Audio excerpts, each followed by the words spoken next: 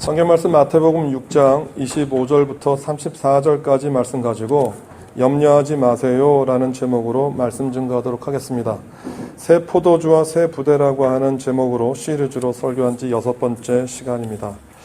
우리는 그동안 예수님께서 우리에게 말씀하시는 그 말씀, 그것을 새 포도주라고 얘기를 했고요. 그리고 그 말씀을 담는 우리들의 마음을 새 부대라고 얘기를 했습니다. 그런데 우리들의 마음이 예수님 말씀을 담기 위해서 우리들이 고치고 우리들의 마음을 정리해야 될 제목으로 몇 가지 주제들을 우리들이 이야기했습니다. 첫째 날 저희들이 열등감에 대해서 얘기를 했고요. 그리고 두 번째로 저희들이 죄책감에 대해서 얘기를 했고, 그리고 세 번째 주제로 저희들이 분노에 대해서 얘기를 했습니다. 그래서 이러한 것들을 우리들이 어떻게 극복해서 주님의 말씀을 온전히 우리의 마음 가운데 담아야 될지 그렇게 은혜를 나누었습니다. 근데 오늘 여러분들에게 우리의 마음을 새롭게 할 주제로 결정한 것은 염려입니다. 염려. 우리들 가운데 또 혹시 여러분들 주변에 있는 분들 가운데에서 아무런 염려와 걱정과 근심이 없으신 분들 보셨습니까? 저 사람은 혹은 나는 이 세상을 사는데 아무런 걱정도 없습니다. 아무 염려도 없고 아무 근심도 없습니다. 라고 하는 분 혹시 계십니까? 제가 생각할 때 사람에 따라 다소간의 차이는 있지만 어떤 한 사람도 염려하거나 근심하지 않고 살아가는 사람은 없는 것 같습니다.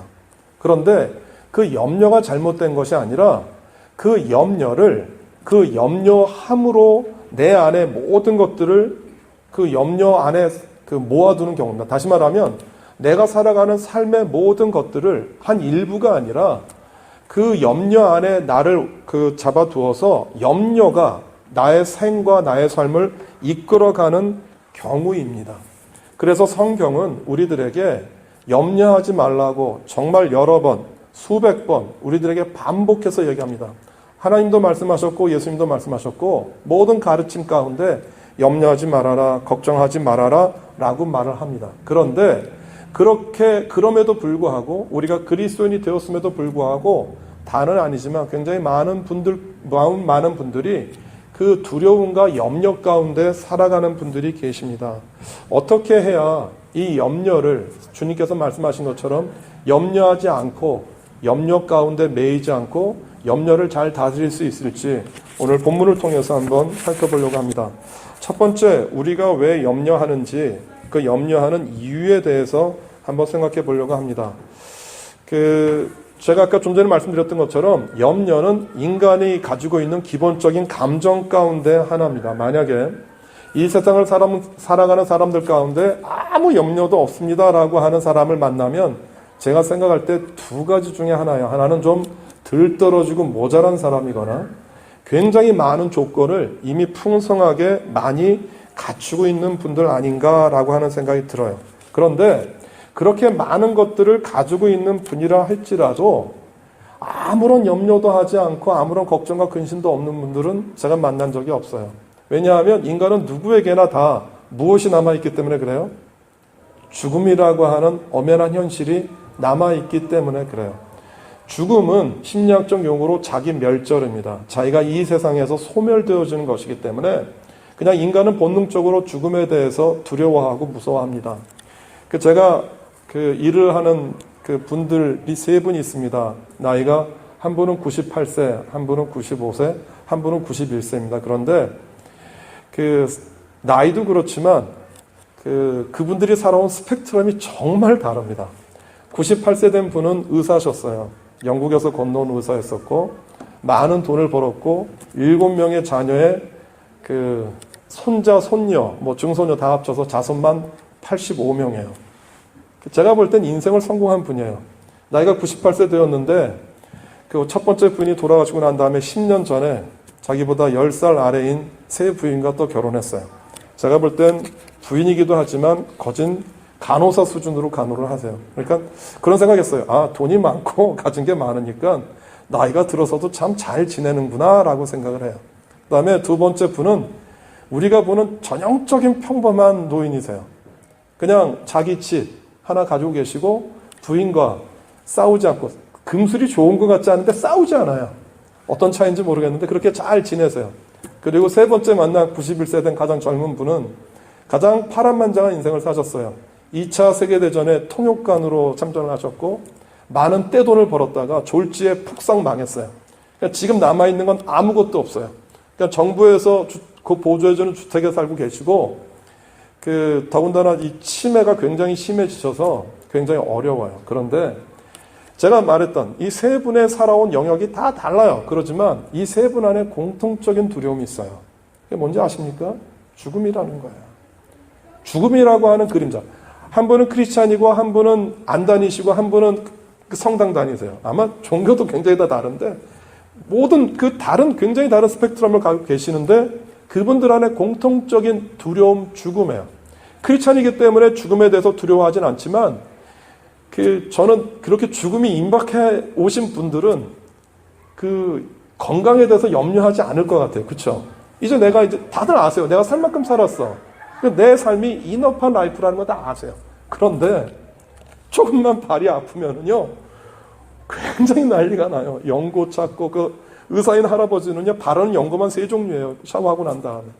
그리고 조금만 어디가 아파도 다들 그래요. 그러니까 삶에 대한 고통, 그리고 이 삶이 지속되어지는 것에 대한 염려와 두려움들을 모두가 다 갖고 계세요. 이건 인간이 가지고 있는 기본적인 본성이고 성품이세요. 그러면 이런 것이 우리들의 인생이라고 하면 예수님은 이런 인생에 대해서 뭐라고 얘기하시겠어요? 여러분들은 성경을 여러분들이 자세히 읽어보면 예수님이 오늘 본문에서 염려하지 말라라고 얘기하지 않아요. 너희들은 아무 염려도 하지 말아라 라고 얘기하지 않으세요. 인간은 기본적으로 염려하지 않고 살아갈 수가 없어요. 왜냐하면 앞으로 다가오는 그 날들을 우리가 모르기 때문에 죽음을 우리가 두려워하는 이유도 죽고 난 다음 세상을 모르기 때문에 두려운 거예요. 무섭고 염려되어지는 것이. 그러니까 예수님이 우리들의 인생 자체의 삶을 다 아시고 살아셨기 때문에 염려를 하나도 하지 말아라 라고 얘기하지 않으셨어요. 뭐라고 얘기를 했느냐면 염려의 시점을 제한하셨어요. 무슨 얘기를 했냐면 염려를 안 할 수는 없어. 그러나 염려하는 나는 오늘 내가 살아가는 오늘 현실 오늘이야. 내일은 염려하지 말아라 라고 얘기를 해요. 내일 일은 내일 염려해. 오늘 너희들 한날의 괴로움은 그날로 좋게. 오늘 지금 너희들이 살아가는 삶 가운데서 힘들고 어려운 일이 있어. 그거 염려해, 근심해. 그러면서 그것을 살 수 있도록 위험에 대비할 수 있도록 준비해. 나쁘지 않아. 그런데 문제는 앞으로 내게 다가오지도 않을 내일 일, 한 달 뒤, 1년 뒤, 10년 뒤, 그리고 내가 죽게 될 그 날을 염려해서 오늘 긴장하고 초조하고 바쁘게 살아가지 말라라고 얘기를 해요. 말라라고. 염려에 대해서 책을 쓴 분이 계세요. 월 할트라고 하는 성공의 목회자와 로 멜러라고 하는 심리학자가 나는 크리스천인데 왜 걱정할까라고 하는 책을 썼어요. 그런데 그 책에서 걱정을 2가지 종류로 분류를 합니다. 하나는 어떤 거냐 하면 현재 진행 중인 문제를 해결하기 위한 걱정이에요. 예수님께서 말씀하셨던 오늘 걱정이에요. 그 다음에 2번째는 어떤 유형이냐 하면 당장 급하지 않고 일어나지 않을 수도 있는 떠도는 걱정을 위한 걱정을 한다라고 하는 거예요. 그래서 떠도는 걱정을 진단할 수 있는 진단표를 이분이 뭐라고 얘기를 하느냐 하면 우리들이 걱정하는 모든 걱정에 만약에 점점점 시작되어지는 것들, 그리고 반드시, 그리고 내가 절대로 이런 일들을 해야 되라고 하는 모든 염려들은 바로 여기에다 속한다라고 하는 거예요. 그러면서 어떤 것들을 했느냐 하면 나는 반드시 운동해야 돼. 나는 항상 공부해야 돼. 나는 절대로 고기를 먹으면 안 돼. 콜레스테롤이 많아서. 그리고 내가 60살이 될 때까지는 내가 집을 사고 있는데 집산 모기지를 전부 갚아야 되고, 그리고 어느 정도 일정한 현금은 어느 정도 모아놔야 돼. 그리고 나는 반드시 이런 조건의 배우자를 만나야 되고, 나는 항상 성공해야 돼. 그리고 내가 산 집이 올라야 될 텐데, 그리고 우리 자녀들이 항상 건강하고 열심히 공부하고 잘 살아야 될 텐데, 그리고 내일 비즈니스가 잘 돼야 될 텐데, 그리고 내일 비가 오면 안 될 텐데 라고 하는 굉장히 많은 것들을 이 부류 가운데 붙여놓고 초조하고 긴장한다라고 해요. 그런데 이런 염려와 긴장 가운데 우리가 살게 되어지면 어떤 현상이 우리 몸 가운데 벌어지냐 하면 혈액순환과 심장과 분비선 그리고 면역력이 떨어지고 신경계 전체에 부정적인 영향을 미친다라고요. 여러분, 우리가 진짜 실제로 심장마비로 죽어가는 환자보다 염려와 걱정과 근심으로 인한 전쟁터에 나가서 죽는 사람들보다 걱정과 근심과 염려로 인한 심장마비로 죽어가는 사람이 훨씬 더 많더라고요. 그러니까 이 염려라는 것이 내가 염려한다고 해서 무언가를 해결하지도 못하는데 그 염려 가운데 계속해서 붙잡혀서 살고 계속해서 그 안에 매인다라고 하는 거예요. 그러면서 어떤 분들은 이런 게 있어요. 내가 염려하지 않고 편안하게 하루를 살면 뭔가 불안한 분 계세요. 무언가를 염려해야 되고 무언가 긴장 상태에 있어야 되고 모든 맥을 다 놓고 살면 안 되는데 라고 생각할 정도로 염려와 걱정과 근심 가운데 빠져 사는 분들이 계세요. 여러분, 왜 그렇게 그 염려를 우리가 그렇게 붙잡아 두고 염려를 내 손과 내 머리와 내 발에서 떠나보내지 않고 사는지 아십니까? 저는 그것이 무엇이라고 생각을 하냐 하면 나의 안정감이 우리가 그 염려하는 그 모든 것들을 내 집값이 올라야 되고 내가 60이 되기 전에 얼마를 모아야 되고 내가 산 집의 모기지는 적어도 80% 이상은 다 갚아야 되고라고 하는 모든 장래의 문제를 걱정하고 계획하지 말라라는 게 아니라 내가 계획은 할 수 있어요. 그러나 그것을 이루지 못한 나 자신을 오늘 보면서 나를 자책하고 나를 비난하고 다른 사람과 견주어서 나를 책망하지 말라라고 얘기를 하는 거예요. 왜 그런 것들을 우리가 자꾸 목표라고 꿈을 두고 있느냐 하면 그것이 나의 안정감이라고 생각하기 때문에 그래요. 내 집이 그리고 내 현금이 얼마 있어야 되고 그리고 우리 자녀들이 공부를 잘해야 되고 하는 이 모든 것들을 내 안정감이에요. 무슨 얘기냐면 그것이 되어지지 않아요. 내 자녀가 있는데 지금 이 자녀가 공부하지 않으면 내가 불안해요. 이거 맞아요, 틀려요? 지금 내 아들, 딸이 옆에 있는데 이 아이들이 공부를 안 하면 내가 불안해. 이건 맞아요, 틀려요? 죄송합니다. 이거 틀린 마음이에요, 틀린 마음. 애들이 공부를 안 하는데 왜 내가 불안해요? 이 공부를 한다는 것은 이 아이의 인생이고요. 나는 뭐 하면 되는 거예요? 이 아이가 공부할 수 있도록 서포트 해주면 되는 거예요. 공부를 하고 안 하고는 누구의 결정인 거예요? 내 자녀의 문제인 거예요. 근데 만약에 그 문제 가운데 내가 깊숙이 인볼브가 되어지면 어떤 현상이 벌어지냐면 내 자녀가 공부를 열심히 하고 좋은 성적을 받으면 내가 굉장히 행복하고요. 이 자녀가 공부를 잘 못하고 나쁜 성적을 받고 지금 공부를 하고 있지 않으면 밥맛이 없어요. 이것이 잘못됐다라고 하는 거예요. 무슨 얘기냐면 안정감은 어디에 둔 거예요? 나의 안정감이 어디에 있는 거예요? 나의 안정감이 그리스도나 내 안에 있는 게 아니라 나의 안정감이 내 자녀 안에 있기 때문에 그런 거예요. 내 안정감이 어디에 있는 거예요? 내 통장 잔고에 있기 때문에 그렇다라고 하는 거예요. 여러분 기억하세요. 이 모든 것들을 다스리는 분이 누구세요? 내 자녀, 나의 앞날, 나의 미래, 이 모든 것들이 누구 안에 있어요? 이것이 하나님 안에 있다라고 하는 하나님의 통치와 다스림 안에 있다라고 하는 것들에 대한 믿음과 확신이 있으면 내가 내 자녀를 쪼지 않을 수 있어요. 비록 내 안에 통장 잔고가 부족하다 할지라도 그것이 나의 삶을 오그라뜨리지 않게 만들 수 있어요. 주님은 오늘 우리들에게 뭐라고 얘기를 하고 있느냐 하면 너의 안정감, 네가 근본적으로 편하려고 하는 그 안정감이 어디에 있는지 오늘 이 질문을 통해서 이야기하고 있으세요. 그러면 이 염려에서 우리가 벗어나려고 하면 어떻게 해야 될까요? 오늘 본문을 좀 살펴보는데 오늘 본문은요. 마태복음 6장에 있잖아요. 마태복음 5장, 6장, 7장은 산상수훈이에요. 그러니까 예수님의 가르침들 가운데에서 가장 예수님의 가르침을 잘 요약한 핵심적인 가르침이에요. 5장에선 우리가 잘 아는 팔복과 원수도 사랑해야 된다라고 하는 큰 가르침을 가르치시고 난 다음에 오늘 본문 마태복음 6장에선 내적인 삶의 영역을 어떻게 다뤄야 되는지 가르쳐주고 계세요. 마태복음 6장 1절에서 18절까지는 우리의 내적인 삶의 질을 얘기해요. 그것을 세 가지로 설명을 하는데 그것이 구제와 기도와 금식이에요. 하나님과 어떻게 관계를 해야 되는지, 그리고 우리가 세상 가운데서 어떻게 살아야 되는지, 그러한 삶의 자세를 본문 마태복음 6장 19절에서 34절까지 그 이야기하는데 두 가지를 얘기를 하세요. 첫 번째는 뭐냐면 우리가 이 세상을 살아가는데 그 관계되어지는 두 가지인 걸 예수님께서 크게 다루었어요. 첫 번째는 재물에 대한 자세예요. 주님께서 분명히 뭐라고 얘기를 하느냐 하면 하나님과 재물을 겸해서 섬길 수 없다. 여러분, 재물을 주님께서 물어보는 이유는 뭐냐 하면 재물이 필요 없다라는 게 아니에요. 우리가 살아가면서 돈보다 더 절실하게 필요한 게 어디 있어요? 만약에 우리가 살아가는데 돈이 필요하지 않다라고 하면 죄송합니다. 내일 노는 날이구나. 그 레이블 데이가 노는데 뭐 화요일 날 여러분들 일하실 분 계십니까? 뉴질랜드라는 이 사회 안에서 우리가 일을 하고 우리가 살아가기 위해서 돈이 반드시 필요해요.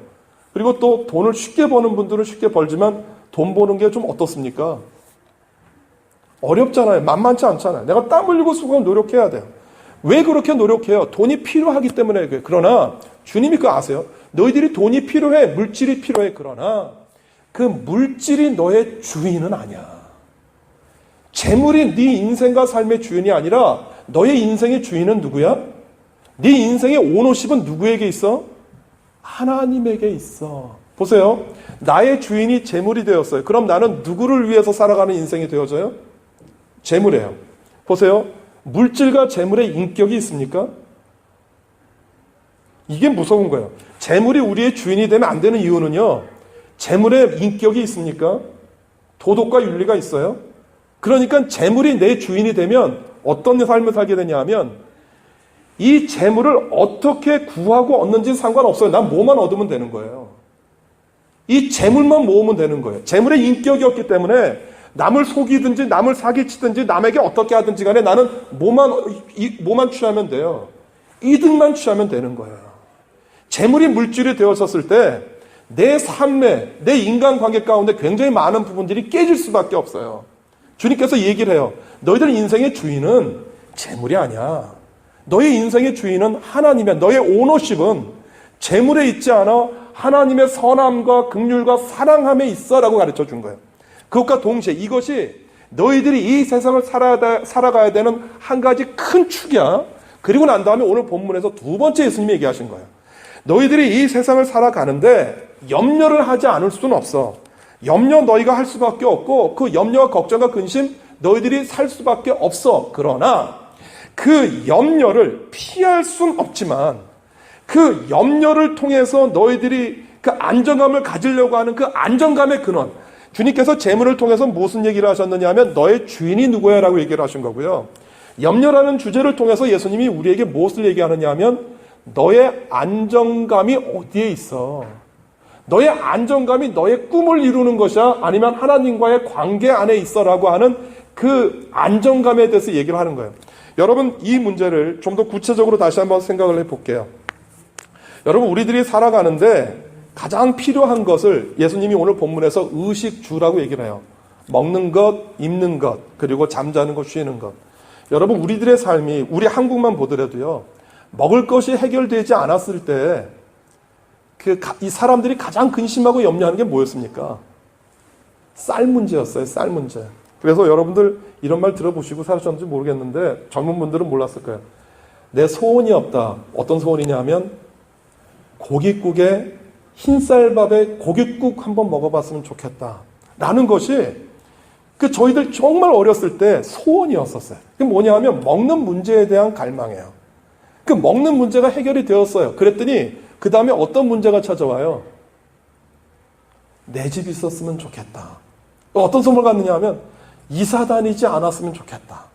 집에 대한 어떤 소유의 그 간절한 마음이 있어요. 그리고 난 다음에 먹는 문제가 해결이 되어지고 내 집 문제가 해결이 되어졌어요. 그러면 사람들이 어떠한 욕망 가운데 또 사로잡혀요? 좋은 옷 입었으면 좋겠다. 좋은 옷이 상징하는 좋은 차, 좋은 액세서리, 좋은 바깥으로 나타나는 나의 외모들. 이런 것들이 있었으면 좋겠다라고 우리들이 염려하고 걱정하고 근심해요. 그런데 이 세 가지 문제를요. 가만히 성경을 들여다보면 어디서 번듯한 장면이 또 나와요. 그게 뭐냐면 예수님께서 40일 동안 금식기도 하고 난 다음에 사단이 찾아와서 예수님을 시험하는 장면이 나와요. 그때 사단이 뭘 가지고 시험을 하느냐 하면 배가 고픈 예수님한테 돌을 떡기 되게 만들어 봐 라고 얘기를 했어요. 그다음에 두 번째 질문이 뭐냐면 너 성전에서 뛰어내려봐. 세 번째 질문이 뭐냐면 너 나한테 절하면 천하만국에 있는 모든 권세를 다 너한테 줄게. 오늘 예수님이 우리들에게 의식 주라고 하는 문제, 쌀의 문제, 집의 문제, 옷의 문제라고 하는 이것이 상징하는 것들이 예수님이 40일 금식 기도하고 난 다음에 이미 경험하시고 체험하신 거예요. 그러니까 예수님이 이 땅에서 살아가는 모든 사람들에게 이 의식 주의 문제가 반드시 필요하다는 걸 알아요. 그런데 그것이 필요해서 그것이 없으면 우리들에게 염려가 되어지고 걱정이 되어지고 근심이 돼. 그런데 그것에 대해서 예수님 뭐라고 얘기하느냐면 그것에 대해서 염려하지 마라고 얘기를 하는 거예요. 그런데 이게 말이 되지 않는 것은 집이 없어서 염려하고 걱정하는데 오늘 염려하지 않는다고 내일 집이 생깁니까? 내가 오늘 입을 옷이 마땅한 것이 내 명예나 권력이 없는데 그것이 내일 지나면 그냥 저절로 채워져요? 예수님이 얘기하신 그 모든 일들을 염려하지 마라고 얘기하셨던 그 의도가 뭘까요? 그것이 어떻게 우리에게 가능할까요?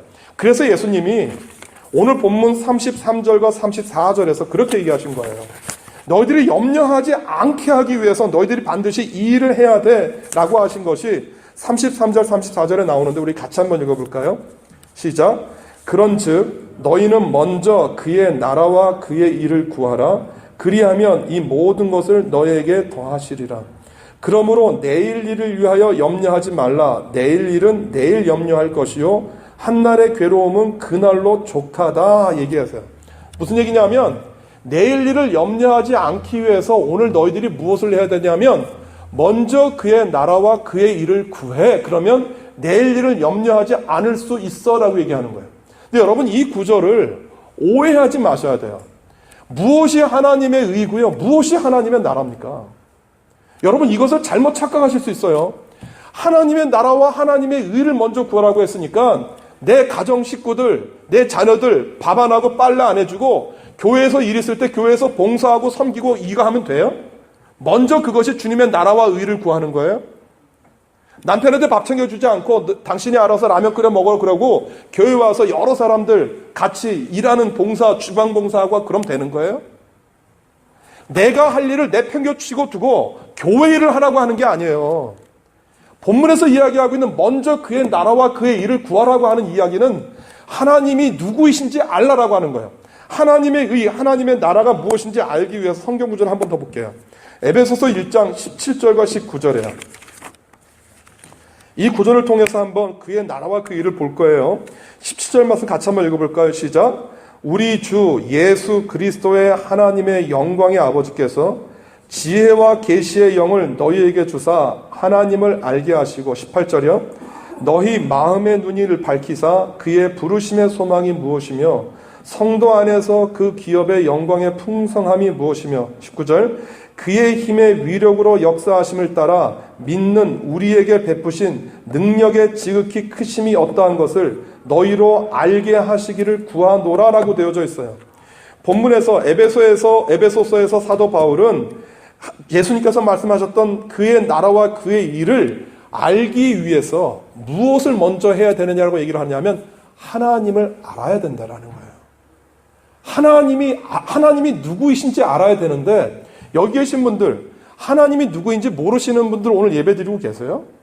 하나님이 세상을 창조하셨고 우리를 위해서 예수 그리스도를 보내주신 분이에요라고 우리가 다 알고 있잖아요. 그런데 우리가 알고 있는 그 하나님 말고요. 그 하나님 말고 그 앞에 걸리는 말이 뭐예요? 지혜와 계시의 영이라고 되어 있잖아요. 사도 바울이 에베소 교회 교인들을 위해서 그렇게 기도하는 거예요. 하나님, 에베소 교회 교인들에게 지혜와 계시의 영이 열리게 도와주세요. 리빌드 되게 해주세요. 그것이 계시되어지고 나타나게 해주세요. 무슨 얘기냐면 내 머리로 내 지식으로 내가 아는 하나님이 아니라 하나님이 내 지혜와 내 영을 열어주신 하나님을 볼 수 있게 해달라는 거예요. 무슨 얘기냐면 내가 이미 세상의 경험을 통해서 알았던 하나님이 아니라 하나님이 내게 보여주신 하나님이 내게 그 하나님을 나타내신 그 하나님을 알게 해달라는 얘기예요. 무슨 얘기냐면 하나님을 체험할 수 있게 해달라는 얘기예요. 그 하나님이 어떤 분이신지 내가 알 수 있도록 나에게 그 계시와 지혜의 영을 허락해 달라고 하는 거예요. 그러면 우리가 그 하나님의 지혜와 계시의 영이 우리에게 임해서 하나님을 알게 될 때 두 번째로 우리가 알 수 있는 게 뭐냐 하면 18절에 나오는 그 말이에요. 마음의 눈이 밝아져서 그의 부르심의 소망이 무엇인지 알게 해달라는 거예요. 여러분, 우리가 이 세상에서 알아야 되는 것들 가운데 가장 귀중한 것은 뭐냐 하면, 여러분 이거 아세요? 하나님이 여러분들을 하나님의 자녀로 부르실 때 여러분 한 사람 한 사람에게 모두에게 부여하신 하나님의 비전과 목적이 있다는 것 아세요? 예수님이 길 가다 고기 잡이하다가 베드로를 불러요. 베드로를 부르면서 무슨 얘기를 해요? 네가 그 고기 잡는 어부가 아니라 사람 낚는 어부가 되게 할 거야. 나다나엘을 부르시면서 그런 얘기를 해요. 나다나엘아, 네가 눈이 열려서 하늘에서 천사가 오르락내리락 하는 것을 네가 볼 거야. 여러분들이 교회 다니신다는 얘기, 여러분들이 하나님의 자녀가 되었다는 얘기는 뭐냐 하면 여러분들을 향한 하나님의 부르심의 소원과 계획이 있어요. 여러분 그것을 하이어라키로 보지 마세요. 하나님이 나를 목사로 부르셨어, 장로로 부르셨어, 세상에 있는 직분으로 부르셨어가 아니에요. 하나님이 고유하게 여러분들 한 사람 한 사람에게 당신이 여러분들을 부르신 목적과 계획과 섭리가 있다라고 하는 거예요. 전 그거 봐요. 세상에 있는 그 모든 산라만상도요, 다 짜여지고 그 맞춰지는 틀이 있어요.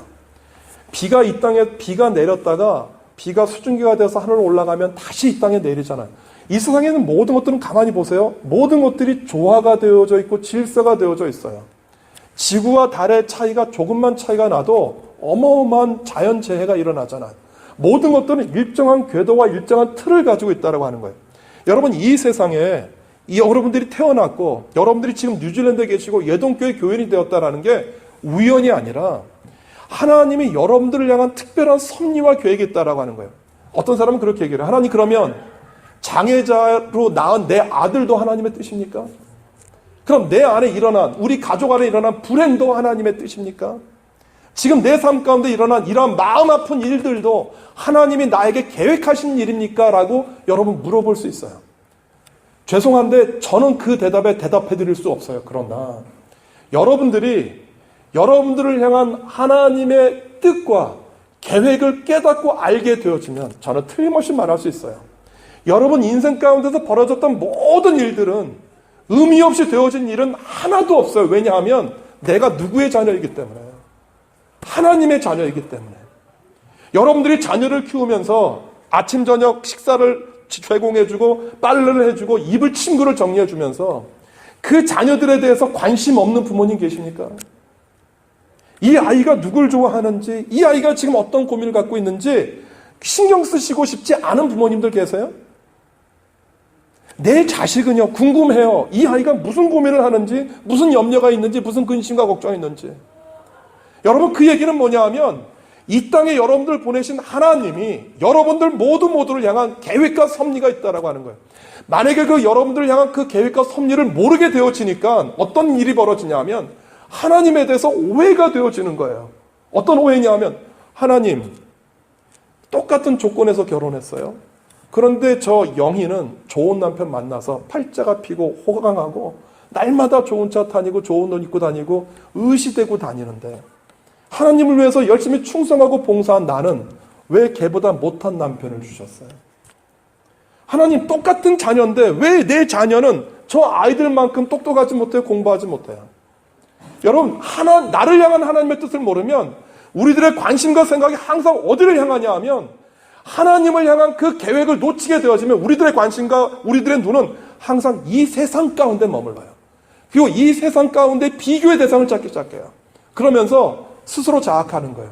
나는 왜 이럴까?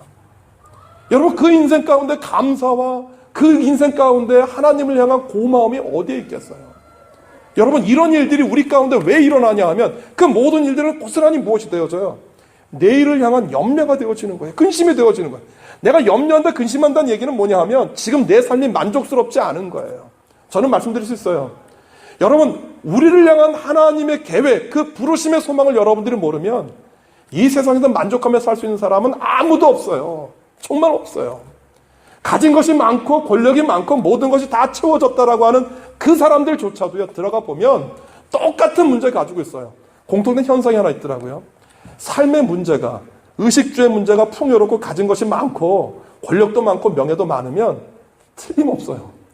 가족 간의 관계에 문제가 생기고요.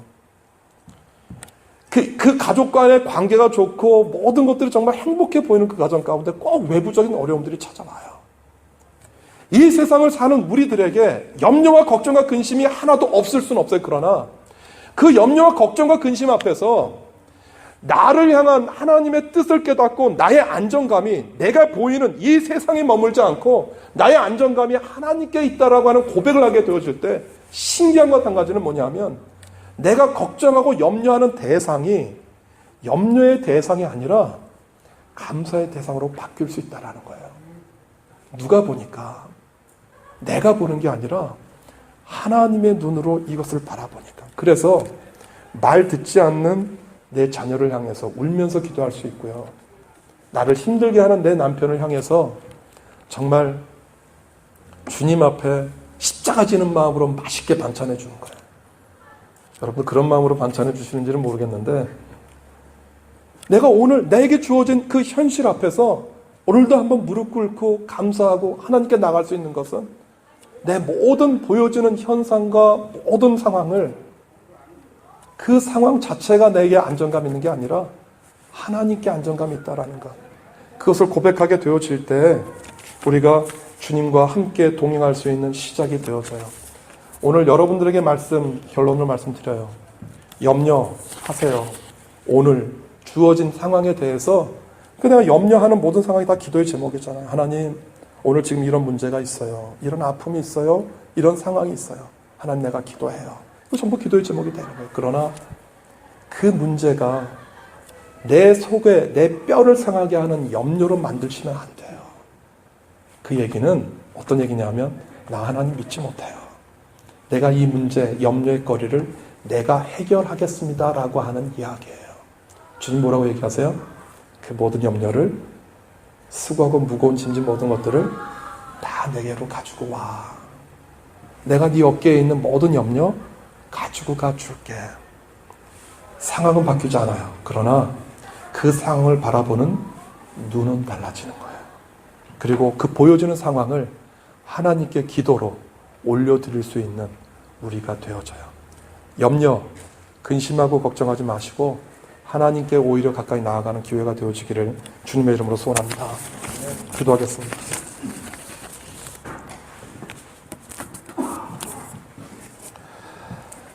예수님, 뉴질랜드에서 사는 것이 참 어렵습니다. 때론 눈물 납니다. 자존심도 상하고 돈이 없어서 마음도 졸이고 또 아파서 누구에게 호소할 수도 없고 또 깨어진 관계를 누구에게 드러내놓고 얘기할 수도 없고 살면서 나이 먹으면서 자꾸 내가 부족하다라는 것들만 보이고 느껴집니다. 그래서 내가 걱정하고 근심하는 염려가 해결되지 않는 것처럼 보이면 어느 순간부턴가 삶에 대한 모든 의욕을 다 내려놓고 완전히 낙담하고 꺼져버린 상태에서 무기력하게 살아가게 됩니다. 그런 우리에게 주님 찾아오셔서 이야기하십니다. 네가 지금 당하고 있는 괴로운 그 문제들은 어쩔 수 없지만 아직 너에게 다가오지 않은 내일에 관계되어지는 문제는 염려하지 마.